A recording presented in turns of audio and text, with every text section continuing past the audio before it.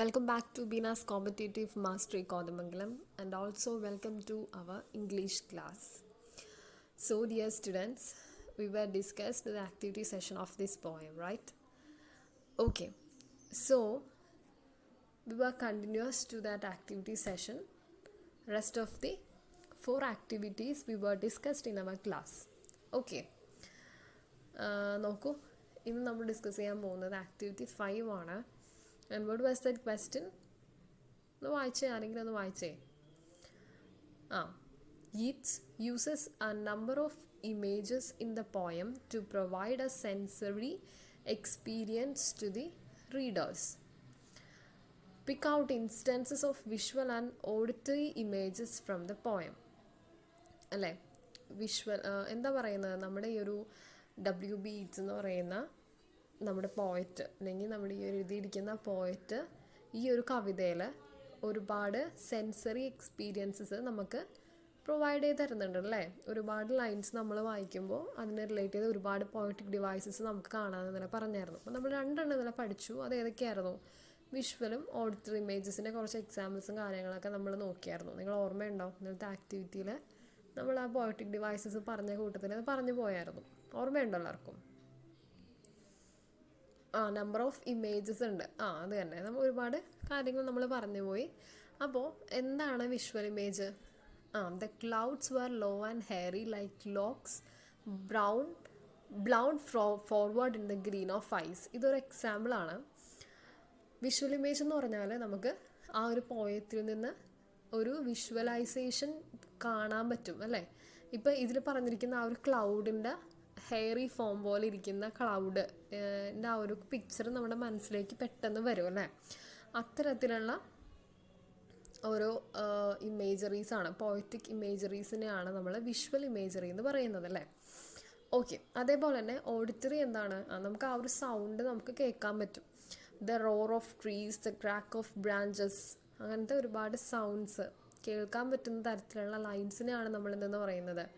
Auditory images എന്ന് പറയുന്നത്. അപ്പോൾ നമ്മുടെ ഇന്നത്തെ ഈ ആക്ടിവിറ്റി 5 നമ്മളോട് ചോദിച്ചിരിക്കുന്നത് വിഷ്വൽ ആൻഡ് ഓഡിറ്ററി ഇമേജസ് എഴുതാനാണ്. ആ ബോക്സസിൽ കംപ്ലീറ്റ് ആയിട്ട് എഴുതാനാണ് പറഞ്ഞിരിക്കുന്നത്. നിങ്ങൾക്കൊന്ന് കണ്ടുപിടിക്കാമോ ഏതൊക്കെയാണ് ലൈൻസിൽ വരുന്ന വിഷ്വൽ ആൻഡ് ഓഡിറ്ററി ഇമേജസ് എന്ന് പറയുന്നത്? ടെക്സ്റ്റ് ബുക്ക് എടുത്തിട്ട് നിങ്ങളൊന്ന് ആദ്യം ഒന്ന് വായിച്ചു നോക്കിക്കേ. ഏതൊക്കെയാണ് അതിൽ വിഷ്വലായിട്ട് നിങ്ങൾക്ക് കാണാൻ പറ്റുന്നത് ഓഡിറ്ററീസ് എന്ന് പറയുന്നത്? ഇവിടെ കുറച്ച് എക്സാമ്പിൾസ് നമുക്ക് കാണാം. ഗ്രീൻ സോട്ട്സ് എന്ന് പറയുന്നത് എന്താണ്? വിഷ്വലി നമുക്ക് കാണാൻ പറ്റുമോ അല്ലേ? മരിച്ചു കിടക്കുന്നു, ആൾക്കാർ എവിടെയാണ് മരിച്ചു കിടക്കുന്നത്? ആ ഒരു ഗ്രീൻ സോട്ട്സിൽ, അല്ലെങ്കിൽ പുല്ലും മണ്ണും നിറഞ്ഞ ആ ഒരു മാറ്റ് പോലെ കിടക്കുന്ന ആ ഒരു സ്ഥലത്ത് മനുഷ്യർ മരിച്ചു കിടക്കുന്നു. അപ്പോൾ എന്താണ് നമ്മുടെ മനസ്സിലേക്ക് ഗ്രീൻ സോഡ് എന്ന് പറയുമ്പോൾ വരുന്നത്? ആ ഒരു ഗ്രീൻ മാറ്റാണ് വരുന്നത് അല്ലേ. അതേപോലെ തന്നെ നമുക്കത് വിഷ്വൽ ചെയ്യാൻ പറ്റും. ഓഡിറ്ററി എന്താണ്? സ്പാരോ ചെറുപ്പ്, ആ ഒരു കുരുവികളുടെ സ്വരം, അവർ ചിറുപ്പ് ചെയ്യുന്ന ആ ഒരു സ്വരം കേൾക്കാൻ പറ്റുന്ന തരത്തിലാണ് ഓഡിറ്ററി ഇമേജസ് എന്ന് പറയുന്നത്. ക്ലിയർ ആണോ? ഇനി നമുക്ക് അതിൻ്റെ ആൻസർ ഒന്ന് നോക്കാം. ഇതാണ് ആൻസേഴ്സ്. വിഷ്വലിൽ വരുന്നതാണ് flocks in their bed. Flocks in their bed എന്ന് പറഞ്ഞാൽ ഇവിടെ ആരാണ് ഫ്ലോക്സ്? പാരീഷണേഴ്സിനെയാണ് ഇവിടെ ഫ്ലോക്സ് എന്ന് പറയുന്നത്. Parishioners were died in each days. So ആരാണ് അവിടുത്തെ main character? Father Gilligan was very sad about his parishioners because of each days all of them were died. അതാണ് ഫ്ലോക്സ് ഇൻ ദെയർ ബെഡ് എന്ന് പറഞ്ഞാൽ visual image അവിടെ കാണാൻ പറ്റുന്നത്.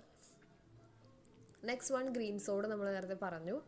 അടുത്തത് എന്താണ്? നോഡിങ് ഇൻ എ ചെയർ അല്ലേ. ഇങ്ങനെ അന്നേരം ഞാൻ പറഞ്ഞു പോയായിരുന്നു, നമ്മുടെ ഓൾഡ് ഗ്രാൻഡ് ഫാദേഴ്സൊക്കെ ഇങ്ങനെ കസേരയിലിരുന്ന് പതുക്കെ ഒരു സന്ധ്യാസമയത്തും രാവിലെയും ഇല്ലെങ്കിൽ ഉച്ചയ്ക്ക് ആകുമ്പോഴേക്കും ഇങ്ങനെ ഉറങ്ങണ കണ്ടിട്ടുണ്ടോ നിങ്ങൾ? കസേരയിലിരുന്ന് ഇങ്ങനെ പതുക്കെ അങ്ങോട്ടും ഇങ്ങോട്ടും ഇങ്ങനെ ആടി ഇങ്ങനെ ഇടന്ന് ഉറങ്ങണ ആ ഒരു സീൻ അത് ഓർക്കുക. അതാണ് നോഡിങ് ഇൻ എ ചെയർ എന്ന് പറഞ്ഞാൽ. നമ്മുടെ പ്രീസ്റ്റ് എന്ത് ചെയ്യായിരുന്നു? പതുക്കെ ഇങ്ങനെ തല ഇങ്ങനെ ആട്ടി ഇരിക്കുന്ന ആ ഒരു ഇമേജ് നമ്മുടെ മനസ്സിലേക്ക് പെട്ടെന്ന് ഓടി വരും അല്ലേ. ആ ഒരു വിഷ്വൽ, അതിനെയാണ് വിഷ്വൽ ഇമേജ് എന്നുകൊണ്ട് ഈ ഒരു ലൈൻസ് ഉദ്ദേശിച്ചിരിക്കുന്നത്. പിന്നെ സ്റ്റാർസ് പീപ്പിംഗ്, സ്റ്റാർസ് പതുക്കെ തെളിഞ്ഞ് വരുന്നതായിട്ട് കാണുന്നുണ്ട് ആ ലൈൻസിൽ, അതിനെ നമ്മൾ സ്റ്റാർസ് പീപ്പിംഗ്, അതൊരു വിഷ്വൽ ഇമേജ് ആയിട്ട് പറയാം. പിന്നെന്താ, അത് മോസ്റ്റ് ഫേമസ് മോത്തീവ് അല്ലേ, നമ്മൾ പറഞ്ഞു പോയൊരു കാര്യമാണ് മോത്തീവ്.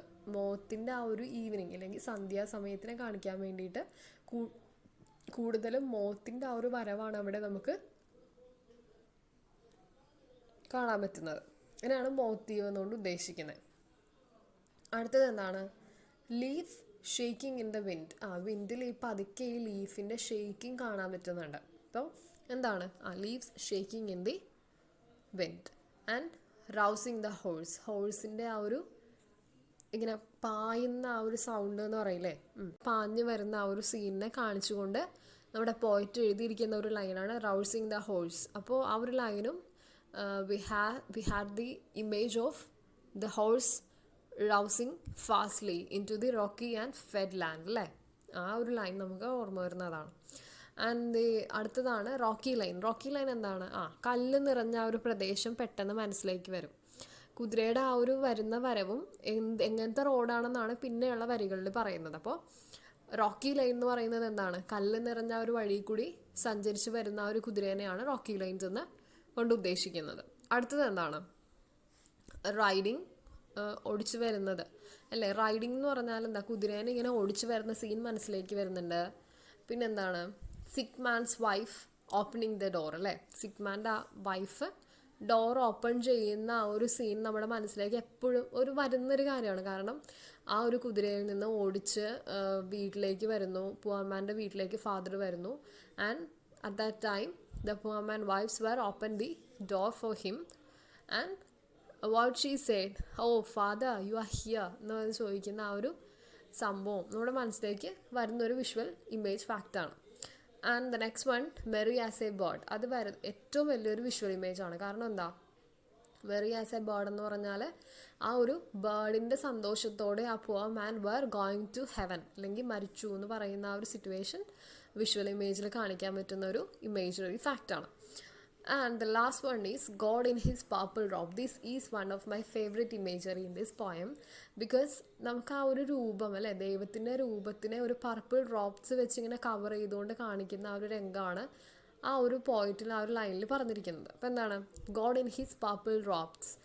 റോബ് എന്താണ്, ഇറ്റ്സ് എ ബിഗ് ക്ലോത്തിനെയാണ് നമ്മൾ, അല്ലെങ്കിൽ കോട്ട് ലൈക്ക് ക്ലോത്ത്സിനെയാണ് നമ്മൾ റോബ്സ് എന്ന് പറയുന്നത്. ആൻഡ് ഗോഡ് ആ ഒരു പർപ്പിൾ റോബ്സ് ഇട്ട് ഇങ്ങനെ ഇരിക്കുന്ന ആ ഒരു വിഷ്വൽ ഇമേജ് ഫാക്റ്റ് എന്ന് പറയുന്നത് അടിപൊളിയാണ് അല്ലേ. ആ ഒരു ഇമേജ് നിങ്ങൾ ഓർത്തിരിക്കുക. ഇനി ഇതിൽ വരുന്ന ഓഡിറ്ററി എന്ന് പറയുന്നത് സ്പാരോ ചിർപ്പിംഗ് മാത്രമാണ് നമുക്ക് കേൾക്കാൻ പറ്റുന്ന തരത്തിലുള്ളതുള്ളത്. ഓക്കെ, അതൊന്ന് ശ്രദ്ധിക്കണം. അപ്പോൾ ഇത്രയും കാര്യങ്ങളാണ് നമ്മുടെ ഫസ്റ്റ് ആക്ടിവിറ്റി 5 നമുക്ക് കാണാൻ പറ്റുന്നത്. എല്ലാവർക്കും മനസ്സിലായോ? Okay, then we will move to the next activity, that is activity 6. Activity 6 എന്താണ്? Read the following lines again.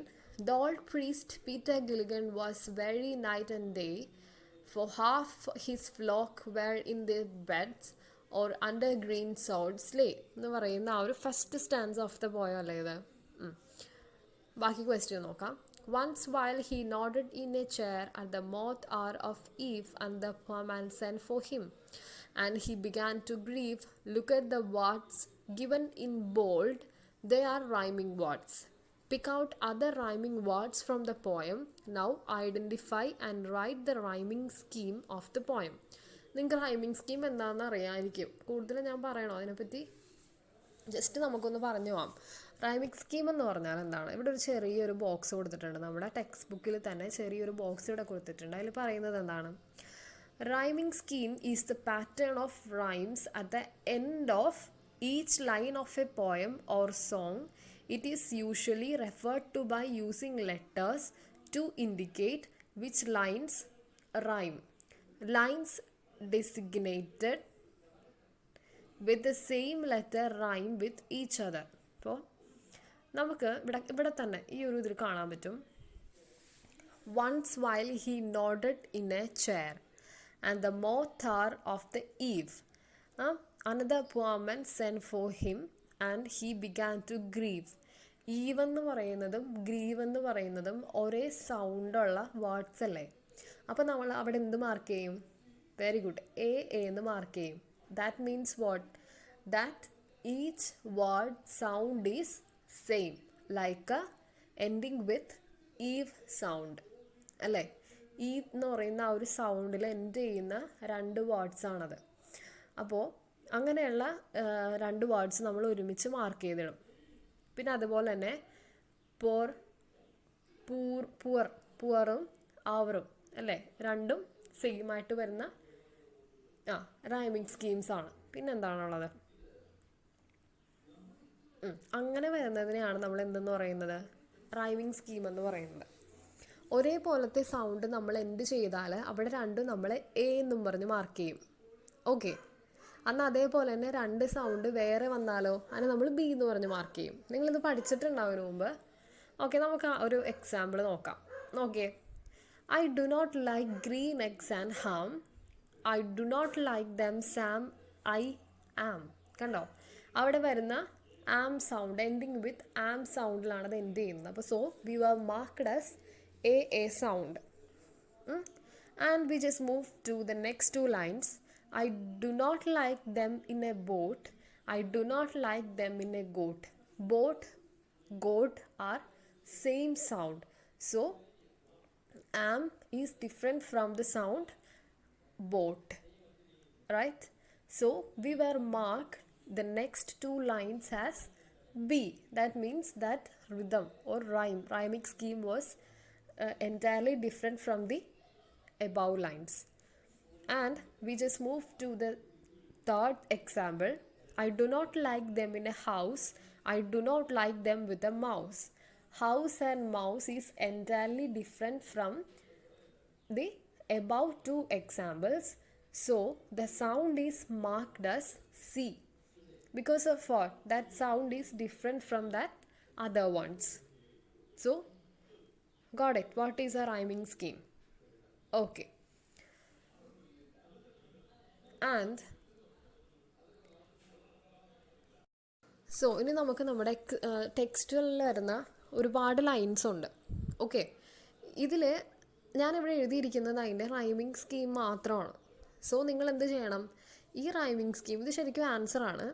നിങ്ങൾ എന്താ ചെയ്യേണ്ടതെന്ന് വെച്ച് കഴിഞ്ഞാൽ ഈ ആൻസർ എടുത്തിട്ട് എവിടേക്കാണോ ഈ സൗണ്ട് വരുന്നത് അവിടെയൊക്കെ മാർക്ക് ചെയ്തിട്ടിട്ട് ഏത് റൈമിങ് സ്കീമിൽ വെച്ചിട്ടാണ് ഈ ഒരു പോയം ഡെവലപ്പ് ചെയ്തിരിക്കുന്നതെന്ന് കണ്ടുപിടിക്കുക. ഓൾറെഡി ഞാൻ ആൻസർ നിങ്ങൾക്ക് തരുന്നു, അത് നിങ്ങൾ ടെക്സ്റ്റ് ബുക്കിൽ നിന്ന് കണ്ടുപിടിക്കണം. ഓക്കെ, ഇത് നിങ്ങളുടെ ഡ്യൂട്ടിയാണ്. മനസ്സിലായോ? നമുക്ക് നോക്കാം. ഡൈ ഐ എന്ന് പറയുന്ന 2 എക്സാമ്പിൾസ് ആണ്. എവിടെ നിന്നാണ്? ടെക്സ്റ്റ് ബുക്കിൽ നിന്ന് നമുക്ക് കിട്ടിയിരിക്കുന്നു. Die I, asleep, peep. കണ്ട, രണ്ടും സെയിം സൗണ്ട്സ് ആണ്. So die I we just mark as a. asleep, peep, we just അത് മാർക്ക് ചെയ്തിടുക. അത് ഏത് സെൻറ്റൻസിലാണോ ഏത് സ്റ്റാൻസയിലാണോ ഇത് വരുന്നത് അവിടെ നിങ്ങൾ മാർക്ക് ചെയ്തിട്ടിട്ട് അതിൻ്റെ റൈമിങ് സ്കീം കണ്ടുപിടിക്കുക. ഓൾറെഡി നമ്മളിവിടെ പറഞ്ഞിട്ടുണ്ട് ഈ ഒരു പോയം കംപ്ലീറ്റ് എഴുതിയിരിക്കുന്നത് ABCB എന്ന് പറയുന്ന റൈമിങ് സ്കീം വെച്ചിട്ടാണെന്ന് പറയുന്നുണ്ട്. ഓക്കെ, ഇത് നിങ്ങൾ കണ്ടുപിടിക്കേണ്ട കാര്യമാണ് കേട്ടോ. മനസ്സിലായോ? അപ്പോൾ ഇത് വായിക്കുക. എന്നിട്ട് നിങ്ങൾ എന്ത് ചെയ്യണം? ആ സെൻറ്റൻസിൽ നിന്ന് ഈ സംഭവങ്ങൾ മാർക്ക് ചെയ്ത് സ്വന്തമായിട്ട് ആൻസർ കണ്ടുപിടിക്കണം. നിങ്ങളുടെ ഡ്യൂട്ടിയാണ്. Because of it's very simple. And നിങ്ങൾ കഴിഞ്ഞ ക്ലാസ്സിലൊക്കെ ഇതിനെയൊക്കെ പറ്റി ഒരുപാട് പഠിച്ചിട്ടുണ്ടാവും. കാരണം നിങ്ങൾക്ക് ഈസി ആയിരിക്കും. അറിയാത്ത ആരും ഇല്ലയെന്ന് ഞാൻ വിശ്വസിക്കുന്നുണ്ട്. ഓക്കെ, എന്തെങ്കിലും ഡൗട്ട് ഉണ്ടെങ്കിൽ റൈമിങ് സ്കീമിനെ പറ്റി എന്തെങ്കിലും ഡൗട്ട് ഉണ്ടെങ്കിൽ എന്നോട് ചോദിക്കുക, ഞാൻ പറഞ്ഞുതരാം.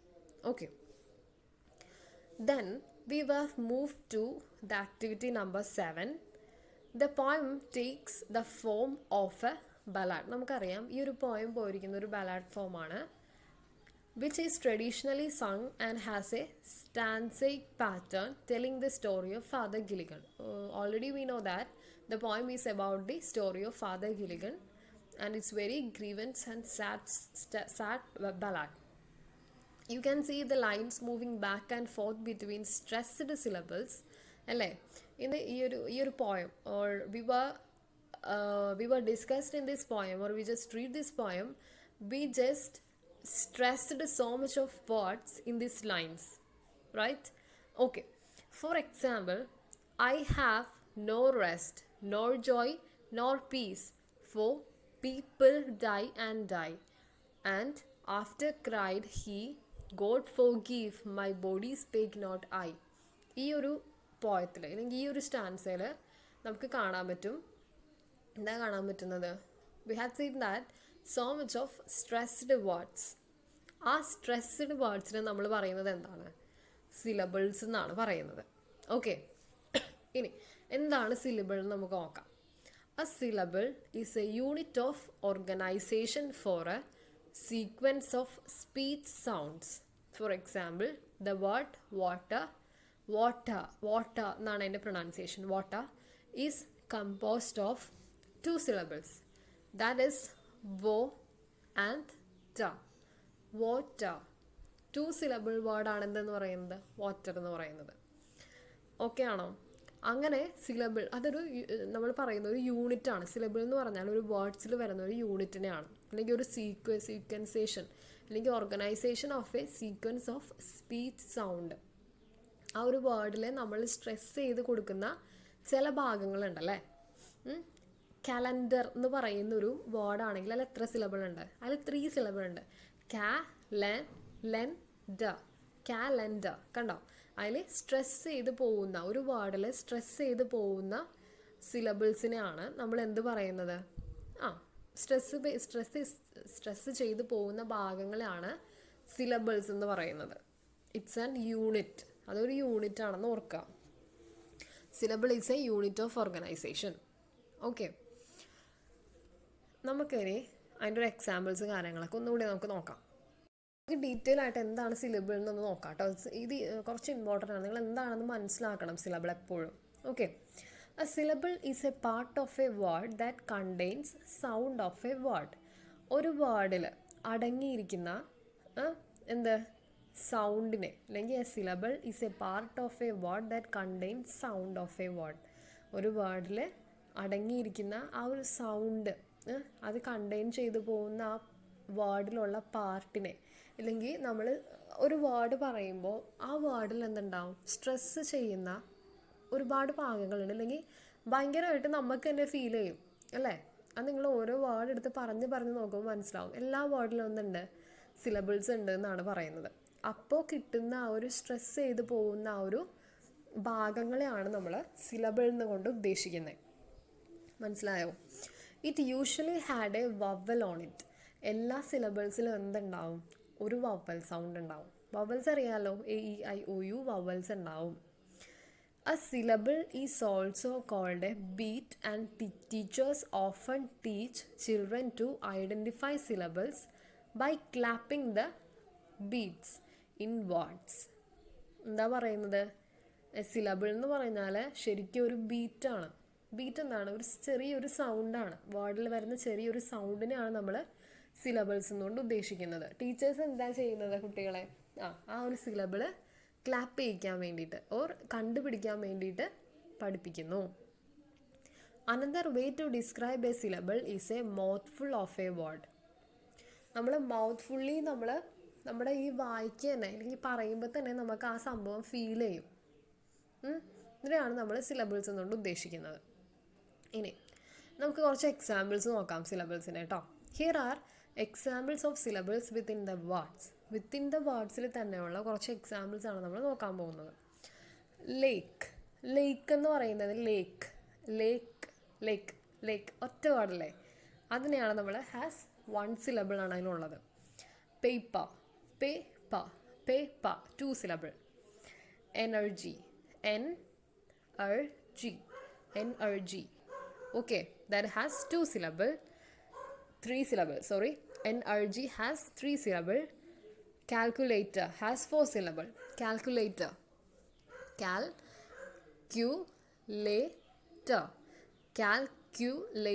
നിങ്ങളൊന്ന് ശ്രദ്ധിച്ചേ. ഈ വരുന്ന കാൽക്കുലേറ്ററിൽ എല്ലാത്തിലും എന്തുണ്ട്? ഒരു വവൽ സൗണ്ട് ഉണ്ട്. മനസ്സിലായോ?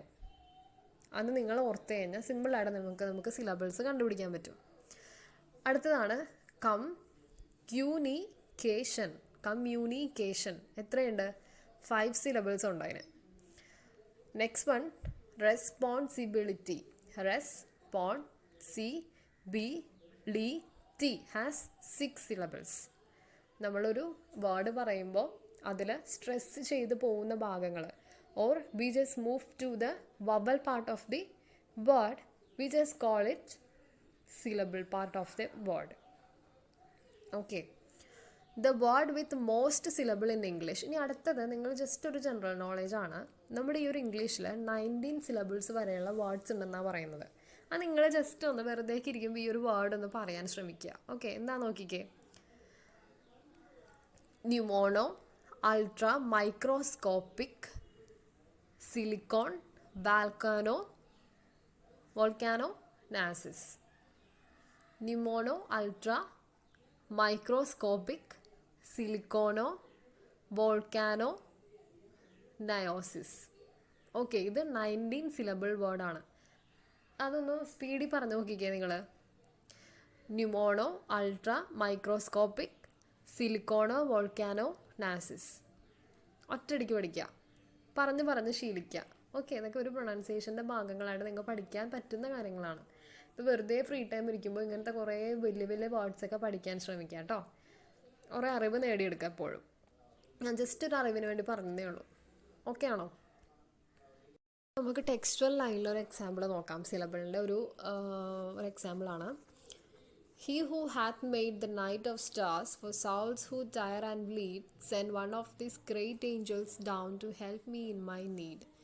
ഇതിൽ ഡാഷ് ചെയ്ത് പോയിരിക്കുന്നതാണ് ഈ ലൈൻസിൽ വരുന്ന സ്ട്രെസ്ഡ് സിലബിൾസ് എന്ന് പറഞ്ഞ് ഉദ്ദേശിക്കുന്നത്. Okay, he who hath made the night of stars for souls who tire and bleed, send one of these great angels down to help me in my need. ഇത് dash ചെയ്ത് പോയിരിക്കുന്നത് അതിൻ്റെ syllables ആണ്. Okay,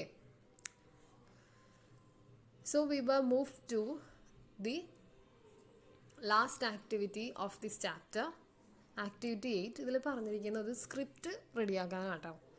Sit in group and choreograph the poem. You may follow the steps given below. Recite the poem and pick out images from it. List out the events in the poem and plan how to present them. Write a script for choreographing the poem. Present the choreography. എന്താ പറയുന്നത്? ആദ്യം തന്നെ recite the poem. നന്നായിട്ട് poem വായിക്കുക. എന്നിട്ട് അതിൽ നിന്നുള്ള images, നമ്മൾ ഒരുപാട് ഇമേജസ് കണ്ടുപിടിച്ചില്ലേ, വിഷ്വൽ ഇമേജസ്, അതെല്ലാം കളക്ട് ചെയ്യുക.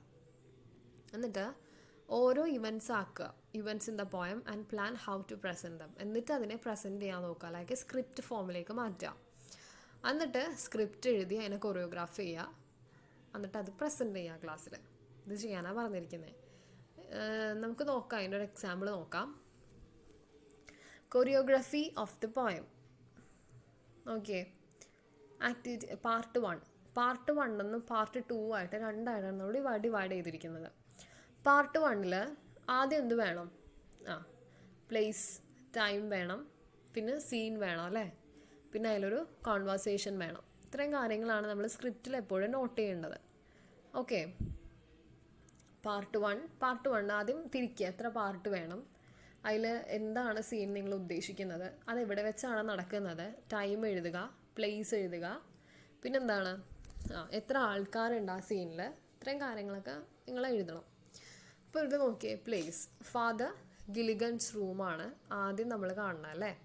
അപ്പോൾ ഒരു ടേബിൾ ഉണ്ട്, ഒരു ചെയർ ഉണ്ട്, ഒരു ക്രൂസിഫിക്സേഷൻ ഓൺ ടേബിൾ. ക്രൂസിഫിക്സ് എന്ന് വെച്ചാൽ ദൈവത്തിൻ്റെ ഒരു ചെറിയ രൂപമില്ലേ കുരിശി കിടക്കുന്നത്, ആ ഒരു രൂപമുണ്ട് ടേബിളിൽ. ആൻഡ് 2 കാൻഡിൽ സ്റ്റിക്സ് ഉണ്ട്. ഓക്കെ, ടൈം എപ്പോഴാണ്? ഈവനിങ് ആണ്. ഡിം ലൈറ്റ് ഇൻ ദ റൂമിൽ എന്താണ്, ഒരു ഡിം ലൈറ്റാണ് വെച്ചിരിക്കുന്നത്. നമുക്ക് ആ സീൻ പറഞ്ഞു കൊടുക്കണ്ടേ, അപ്പോൾ scene എഴുതണ്ടേ. Father Gilligan, an old priest, is seen walking slowly hither and thither. Then he stops and looks up with folded hands, starts to mumble, "Oh God, what a cruel fate, my people die and die." Then he sits down on a chair near a table. He looks very tired and exhausted. He begins to nod. Someone taps on the door. Father Gilligan gets up. Open the door. Up എന്തായിരിക്കും? Bright light.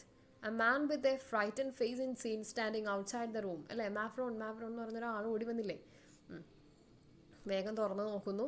അപ്പോൾ man പറയുന്നു, "good evening Father, my uncle is dying" എന്ന് പറയണം. അപ്പോൾ Father എന്ത് പറഞ്ഞു? Oh God, you may go, I will be there soon. The man disappears. അങ്ങനെ man അവിടെ നിന്ന് മാറുന്നു. ദെൻ സീൻ പറയുന്നു നമ്മൾ. എന്താണ് സീൻ? കുതിരേനെ കൊണ്ട് പോകുന്ന സീൻ എഴുതുക. Father mute us with a frown. I have no rest, nor joy, nor peace. People die and die.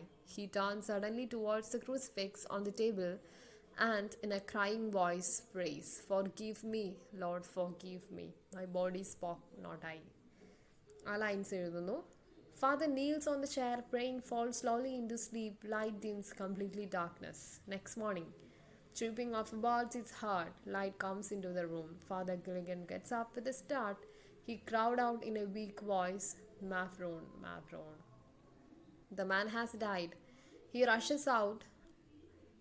Outside, Father Gilligan's sound. He is rousing his horse. Then galloping sounds man slowly. ഇത്രയും കാര്യങ്ങളാണ് നമ്മുടെ first സീനിൽ വരുന്നത്. ഞാൻ നിങ്ങൾക്ക് just ഒരു model തരാണ്, നിങ്ങൾ എഴുതണം കേട്ടോ. നിങ്ങൾ എഴുതി നോക്കണേ കാര്യങ്ങളൊക്കെ. ആൻഡ് പാർട്ട് 2 വരുമ്പോൾ എന്തായിരിക്കും? സിഗ്മാൻ്റെ ഹൗസിലേക്ക് എത്തുന്നതായിട്ടാണ്. അപ്പോൾ പ്ലേസ് മാറ്റുക, ടൈം മാറ്റുക. The sick man's house, time early morning ആണ്. Father is seen impatiently knocking on the door. The sick man's wife opened the door. She says, Father, you come again. Surprise in her voice. Father, is the man dead? Woman, yes, an hour ago. Died as Mary as bird when you were gone. Father stood dumbfounded. Then he slowly kneels down on the floor, look up with folded hands. He prays to God. God Almighty, you took pity on me. While I was asleep on a chair, I sent on your angels to help me in need. How could I thank you, my Lord? As he goes on praying, the scenes end with church music. ഇതാണ് നമ്മുടെ choreography of the poem. Just മോഡലാണ്. നിങ്ങൾക്ക് ഈ ഒരു മോഡലിനെ എന്ത് വേണമെങ്കിലും ചെയ്ത് എഴുതാം. ശ്രദ്ധിക്കേണ്ട ഒരു കാര്യം ഇത്രേ ഉള്ളൂ. എന്ത് ചെയ്യണം?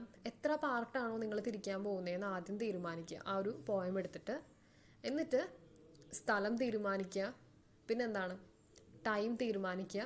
എന്ത് സീനാണ് നിങ്ങൾ അവിടെ എഴുതാൻ പോകുന്നതെന്ന് ഒരു ബ്രാക്കറ്റായിട്ട് ഡീറ്റെയിൽ ആയിട്ട് വേണം ആ ബ്രാക്കറ്റിൽ എഴുതാനായിട്ട്. ആ ബ്രാക്കറ്റിലെ കാര്യങ്ങൾ എന്തൊക്കെയായിരിക്കണം? ഫാദർ എന്ത് ചെയ്യുന്നു, ഇപ്പോൾ ഇരിക്കുന്നുണ്ടോ, അതുവരെ നിങ്ങൾ എഴുതണം. ഡീറ്റെയിൽ ആയിട്ട് ആ ബോക്സിൽ എഴുതുക. ദെൻ പെട്ടെന്ന് ഒരാൾ വരുന്നു, അയാളോട് സംസാരിക്കുന്നു, ആ കോൺവെർസേഷൻ എഴുതുക. പിന്നെ ബാക്ക് ടു സീൻ, അതും ഡീറ്റെയിൽ ആയിട്ട് എഴുതി പോവുക.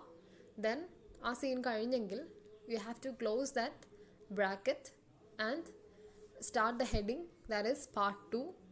പാർട്ട് 2 അതിൽ ആരൊക്കെയാണോ ക്യാരക്ടേഴ്സ് വരുന്നത്, you just detailing that scene with place and time. The sick man's house, early morning, just മോഡലാണ് പറയുന്നത്. ആൻഡ് ഇൻട്രൊഡ്യൂസ് ചെയ്യുക സീൻ എങ്ങനെയാണ്. Father scene the poor man wife and asking how he was died. I'm very sorry, but she said that the poor man was happily died, and our father were conversation to God. That is very, അത് detail ആയിട്ട് നിങ്ങൾ എഴുതുക. ഇങ്ങനെയാണ് നമ്മുടെ script എഴുതി പോകേണ്ടത്. അവസാനിപ്പിക്കുമ്പോൾ ഒരു church മ്യൂസിക്കിൽ അവസാനിക്കുന്നു എന്ന് ശരി ഒരു ബ്രാക്കറ്റിൽ എഴുതുക. ഇത്രയും കാര്യങ്ങൾ നിങ്ങൾ ശ്രദ്ധിക്കുക. ഒരു സ്ക്രിപ്റ്റ് ഫോം ചെയ്യുമ്പോൾ ചെയ്യേണ്ട കാര്യങ്ങളാണ്. ഓക്കെ ആണോ? ഇതായിരുന്നു നമ്മുടെ ഇത്രയും ചാപ്റ്റേഴ്സ് എന്ന് പറയുന്നത്. ഇതിൽ നിങ്ങൾ ഡൗട്ടുള്ള കാര്യങ്ങൾ ചോദിക്കുക. പോയമാണ് ഈ ഒരു പോയത്തിൻ്റെ തന്നെ വേറൊരു പോയം നിങ്ങൾക്ക് എക്സാമിന് വരും. എന്നിട്ട് അതിൽ നിന്നായിരിക്കും ഇങ്ങനത്തെ ക്വസ്റ്റ്യൻസ് ചോദിക്കുന്നത്. അപ്പോൾ നിങ്ങൾ എന്ത് ചെയ്യണം? അങ്ങനത്തെ അതിന് ആൻസർ ചെയ്യാനായിട്ട് പഠിക്കണം. മനസ്സിലായോ?